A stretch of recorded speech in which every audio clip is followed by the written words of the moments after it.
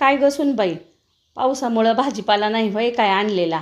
अगं पावसामुळं शेतकऱ्यांना काढता बी येईना आणि विकायला तर कुठले आणते ती.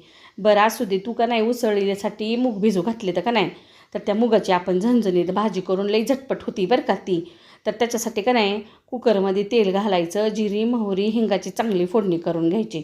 नंतर का नाही त्याच्यामध्ये घालायचा बारीक चिरलेला कांदा परतला की त्याच्यात आलं लसूण आणि कोथिंबीरीची पेस्ट घालून घ्यायची, परतायचं. आणि एका टमाट्याचं का नाही प्युरी करायची, ती घालून घ्यायची, चवीनुसार मीठ घालायचं. नंतर ती चांगलं परतून त्यात काळा इसूर, थोडं धने पावडर आणि थोडी हळद घालायची. नंतर घालायची हिरवे भिजवलेले मूग, परतून त्याच्यामध्ये लागलं असं गरम पाणी घालायचं आणि एकच चिट्टी करायची.